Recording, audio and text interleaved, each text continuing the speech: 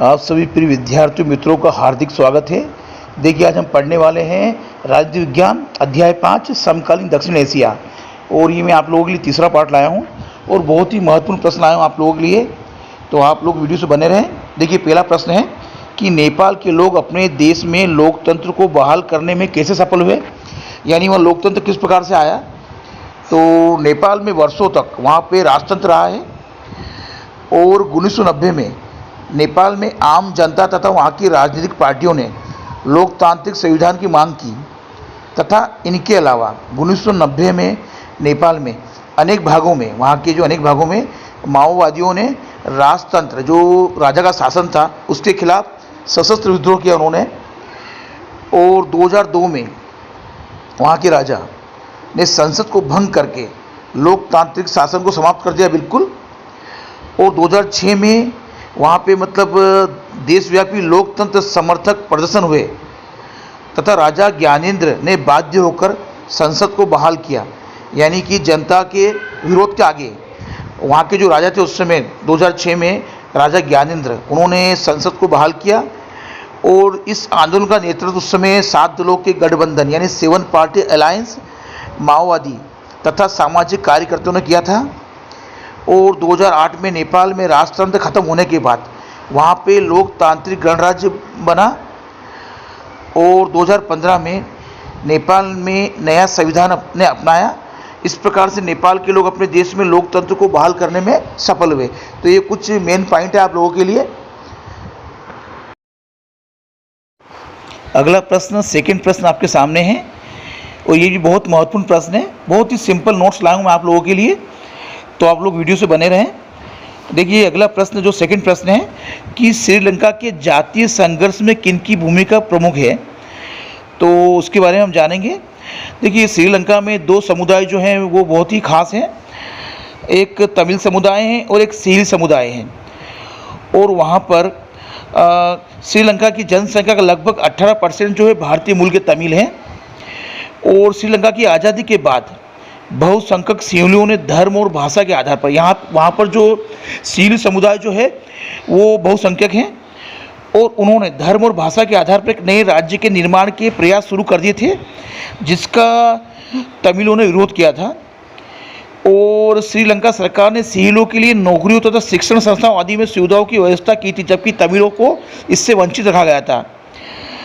सीली समुदाय के लोगों का मानना था कि श्रीलंका केवल सीली लोगों का है, ना कि तमिलों का। श्रीलंका सरकार की तमिलों के प्रति भेदभाव की नीति ने तमिलों को संगठित किया। और 1983 में तमिल उग्रवादियों ने उग्र तमिल संगठन लिबरेशन टाइगर्स ऑफ तमिल इलम यानी लिट्टे बनाया। यह संगठन श्रीलंका सरकार के साथ उस समय सशस्त्र विद्रोह कर रहा था, हथियार बंद थे ये सभी। और श्रीलंका के तमिलों के लिए, और ये जो संगठन था लिट्टे, ये उस समय श्रीलंका के तमिलों के लिए अलग देश की मांग कर रहा था, क्योंकि उनके साथ भेदभाव हो रहा था। वहाँ पे उन्हें सरकारी नौकरियों में से वंचित रखा जा रहा था और अन्य प्रकार की सुविधाओं से वंचित रखा जा रहा था। भारत की तमिल जनता का भारत सरकार पर भारी दबाव रहा है कि वह तमिलों की रक्षा करे। इसलिए 1987 में भारतीय सरकार श्रीलंका के तमिल मसले में प्रत्यक्ष रूप से शामिल हुई और भारत सरकार ने श्रीलंका से एक समझौता किया तथा श्रीलंका सरकार और तमिलों के बीच रिश्ते सामान्य करने के लिए भारत से शांति सेना भेजी गई। वह जाकर लिट्टे के साथ संघर्ष में फंस गई। श्रीलंका की जनता ने समझा कि भारत श्रीलंका के आंतरिक मामलों में हस्तक्षेप कर रहा है, अतः भारत सरकार ने अपनी शांति सेना को कोई लक्ष्य हासिल किए बिना बुला लिया। यानी कि भारत सरकार ने उस समय 1987 की बात है, जब अपनी शांति सेना भेजी थी वहाँ की समस्या को निपटाने के लिए, लेकिन वहाँ की जनता ने समझा कि ये श्रीलंका के आंतरिक मामलों में हस्तक्षेप कर रही, तो भारतीय सरकार ने अपनी शांति सेना को वापस बुला लिया। और सितंबर 2009 में नॉर्वे तथा आइसलैंड जैसे देशों की मध्यस्थता से जातीय संघर्ष समाप्त करने के प्रयास किए गए उस समय। और मई 2009 में श्रीलंका के राष्ट्रपति राजपक्षे ने सैनिक कार्रवाई में लिट्टे के प्रमुख प्रभाकरण को मारे जाने की घोषणा की। तो ये बहुत ही महत्वपूर्ण पॉइंट है जो आप देख सकते हैं। बहुत महत्वपूर्ण नोट्स हैं आप लोगों के लिए। देखिए अगला प्रश्न भी बहुत महत्वपूर्ण है आप लोगों के लिए, और ये सभी नोट्स आप लोगों के लिए बहुत ही महत्वपूर्ण हैं। तो जो अगला प्रश्न है कि भारत और पाकिस्तान के बीच संघर्ष या विवाद के क्या कारण रहे हैं।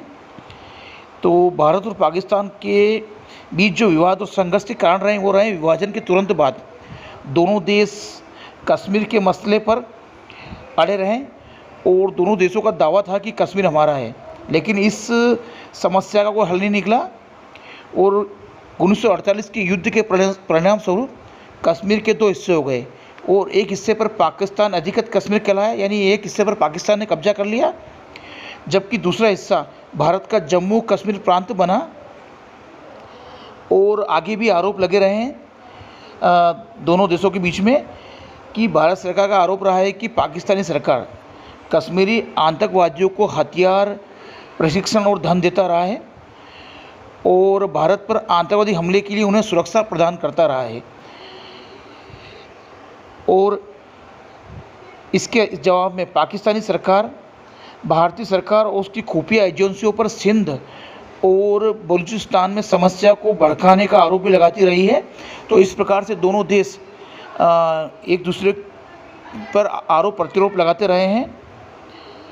भारत और पाकिस्तान दोनों देशों के बीच सिंधु नदी जल बंटवारे को लेकर भी विवाद है, और 1960 में विश्व बैंक की मदद से भारत और पाकिस्तान ने सिंधु जल संधि पर हस्ताक्षर भी किए हैं, और ये संधि दोनों देशों के बीच सैन्य संघर्ष के बावजूद भी अब भी कायम है।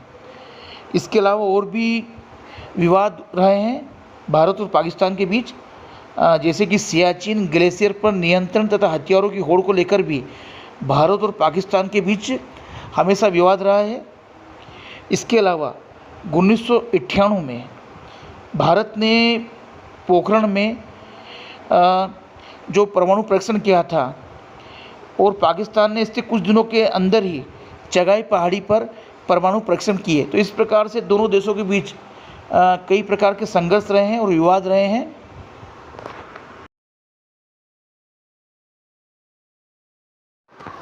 देखिए आगे हम पढ़ने वाले हैं भारत और उसके अन्य पड़ोसी देशों के बारे में, भारत के किस प्रकार के संबंध रहे हैं अपने सभी पड़ोसी देशों से। तो हम सबसे पहले जानेंगे भारत और बांग्लादेश के बारे में। यह हम जानेंगे भारत और बांग्लादेश के बीच किस प्रकार के मतभेद रहे हैं। तो पहला इसका कारण है गंगा और ब्रह्मपुत्र नदी के जल के बंटवारे को लेकर दोनों के बीच में मतभेद रहे हैं, और भारत विरोधी इस्लामिक कट्टरपंथी जमातों का समर्थन करता रहा है हमेशा से बांग्लादेश, ये भी एक बहुत बड़ा कारण रहा है। और भारत में अवैध रूप से अप्रवास पर ढाका खंडन रहा है, लेकिन बांग्लादेश से अवैध रूप से कई नागरिक जो है भारत में रह रहे हैं अवैध रूप से। इसके अलावा भारतीय सेना को पूर्वोत्तर भारत में जाने के लिए अपने इलाके से यानी बांग्लादेश से रास्ता देने से बांग्लादेश ने इनकार किया है। और इसके अलावा बांग्लादेश म्यांमार को अपने इलाके से होकर भारत को प्राकृतिक गैस निर्यात न करने देने जैसे मसले भी शामिल है, यानी वो नहीं चाहता है बांग्लादेश कि म्यांमार भारत को प्राकृतिक गैस निर्यात करे। तो इन सभी मतभेदों के बावजूद भारत और बांग्लादेश कई मामलों में आपस में सहयोग करते हैं, और पिछले 20 वर्षों के दौरान दोनों के बीच आर्थिक संबंध ज़्यादा बेहतर हुए हैं। देखिए सभी जानकारी जो मैं आप लोगों को NCERT सिलेबस के अकॉर्डिंग दे रहा हूँ, बहुत ही सिंपल नोट्स लाया हूँ आप लोगों के लिए, तो आप वीडियो से बने रहें। आगे हम पढ़ेंगे कि किस प्रकार के मधुर संबंध रहे हैं भारत और बांग्लादेश के। तो बांग्लादेश भारत के लुक ईस्ट और 2014 से एक्ट ईस्ट नीति का हिस्सा रहा है। इसके अलावा आपदा प्रबंधन और पर्यावरण के मसले में पर भी दोनों देशों ने निरंतर सहयोग किया आपस में, और 2015 में दोनों ने कुछ परिक्षेत्रों का आदान प्रदान किया है। तो इस प्रकार से भारत और बांग्लादेश के बीच में जहां मतभेद रहे हैं वहां मधुर संबंध भी रहे। देखिए सभी ये नोट्स मैं आप लोगों के लिए लाया हूं, बहुत ही अच्छे नोट्स हैं, तो वीडियो से आप पूरे बने रहें। देखिए आगे हम पढ़ने वाले भारत और नेपाल के संबंध किस प्रकार के रहे हैं। तो नेपाल की चीन के साथ दोस्ती को लेकर भारत उससे हमेशा अप्रसन्न रहा है, ये भी दोनों के बीच में मनमुटाव का कारण रहा है। और नेपाल सरकार भारत विरोधी तत्वों के खिलाफ कभी भी आवाज़ नहीं उठाती है, इससे भी भारत नाराज़ रहा है। तो ये कुछ महत्वपूर्ण पॉइंट हैं। भारत की सुरक्षा एजेंसियां नेपाल में चल रहे माओवादी आंदोलन को अपनी सुरक्षा के लिए खतरा मानती है, क्योंकि उसकी देखा देखी यानी बिहार से लेकर आंध्र प्रदेश तक विभिन्न प्रांतों में नक्सलवादी समूह का उभार हुआ है। और नेपाल के लोगों का सोचना है कि भारत सरकार जो नेपाल के नदी जल तथा पन बिजली पर आग गड़ाए हुए है, यानी वहाँ के जो जल विद्युत है उस पर आग गड़ाए हुए है, ये नेपाल के लोगों का सोचना है। तथा चारों तरफ ज़मीन से घिरे नेपाल को लगता है कि भारत उसको अपने भू क्षेत्र से होकर समुद्र तक पहुंचने से रोकता है। तो ये कई ऐसे कारण हैं जिससे दोनों के बीच में मनमुटाव या तनाव के कारण बने हैं। इन सभी के बावजूद भारत नेपाल के बीच संबंध मधुर भी हैं। उसके ये कारण है कि भारत और नेपाल के बीच एक संधि के तहत दोनों देशों के नागरिक एक दूसरे के विदेश में बिना पासपोर्ट और वीज़ा के आ जा सकते हैं और काम कर सकते हैं। ये एक बहुत ही बड़ा और मुख्य कारण है। वहाँ के भारत और नेपाल के संबंधों के बीच में ये एक बहुत बड़ा अच्छा कारण है कि भारत और नेपाल के जो लोग हैं, जो नागरिक हैं, वो एक दूसरे के देश में बिना पासपोर्ट और वीज़ा के आ जा सकते हैं और काम कर सकते हैं। और दोनों देशों के बीच व्यापारिक, वैज्ञानिक सहयोग और साझे प्राकृतिक संसाधन है ना, बिजली उत्पादन, जल प्रबंधन, ग्रिड के मसले पर भी एक साथ दोनों। और नेपाल में लोकतंत्र की बहाली से दोनों देशों के बीच संबंध मधुर हुए हैं। तो ये सभी बहुत ही महत्वपूर्ण कारण हैं। जहाँ पे मतभेद रहे हैं वहाँ पे मधुर संबंध भी रहे हैं। देखिए आगे हम जानेंगे भारत और श्रीलंका के संबंधों किस प्रकार के रहे हैं, तो हम इसके बारे में जानेंगे। देखिए पहला पॉइंट है, ये सभी बहुत ही महत्वपूर्ण नोट्स हैं आप लोगों के लिए, तो वीडियो से बने रहें। यहाँ भारत और श्रीलंका के बीच तनाव का एक मुख्य कारण यह रहा है कि इस द्वीप में जारी जातीय संघर्ष को लेकर है। यानी वहाँ पे जो सीलू समुदाय है, सिहली जो समुदाय है और एक तमिल समुदाय है, इन दोनों के बीच में जो जातीय संघर्ष चलता रहा है, ये एक बहुत बड़ा कारण है वहाँ पर। इसके अलावा वहाँ पर श्रीलंका में तमिल समुदाय के लोगों के साथ भेदभावपूर्ण व्यवहार रहा है। दोनों देशों के बीच ये तनाव का एक मुख्य कारण रहा है। इसलिए 1987 के सैन्य हस्तक्षेप के बाद, यानी भारत ने 1987 में वहाँ पर जो शांति सेना भेजी थी, उसके बाद से भारतीय सरकार श्रीलंका के आंतरिक मामलों में हस्तक्षेप न करने की नीति पर कायम है। इन सभी के बावजूद दोनों देशों के बीच संबंध मधुर भी हैं। उसके भी निम्न कारण हैं कि भारत सरकार ने श्रीलंका के साथ एक मुक्त व्यापार समझौते पर दस्तखत किए हैं और इस समझौते के अंतर्गत दोनों देशों के संबंध मजबूत हुए हैं। और श्रीलंका में सुनामी से हुई तबाही के बाद वहाँ के पुनर्निर्माण कार्यों में भारतीय मदद से दोनों देश एक दूसरे के करीब आए। तो वहाँ पर जिस प्रकार से जातीय संघर्ष के कारण भारत और श्रीलंका के बीच जो तनाव हुए थे, उसके बावजूद मधुर संबंध भी रहे। देखिए आगे हम पढ़ेंगे भारत की और अन्य पड़ोसी देशों के बारे में। भारत और भूटान के बीच संबंध किस प्रकार के रहे हैं, तो भारत के भूटान के साथ भी बहुत अच्छे संबंध रहे हैं, अच्छे रिश्ते रहे हैं। भूटान ने पूर्वोत्तर भारत के उग्रवादियों और गुरिल्लों को अपने क्षेत्र भूटान से बाहर खदेड़ भगाया, यानी एक तरह से उसने भारत की सहायता की, भारत की मदद की है।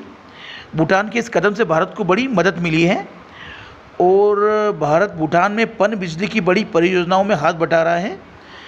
वहाँ पे हेल्प कर रहे हैं जल विद्युत की भूटान को, और इस देश को विकास कार्यों के लिए सबसे ज़्यादा अनुदान भारत से हासिल होता रहा है।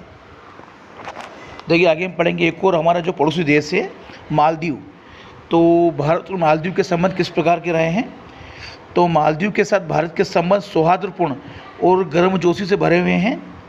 यानी 1988 में श्रीलंका से आए कुछ भाड़े के तमिल सैनिकों ने जब मालदीव पर हमला किया था, तब मालदीव ने हमले को रोकने के लिए भारत से मदद मांगी थी और भारत ने अपनी वायुसेना और नौसेना तुरंत भेजी और कार्रवाई की।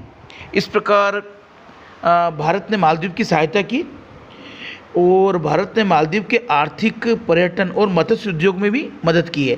तो इस प्रकार भारत के मालदीव के साथ भी अच्छे संबंध रहे हैं।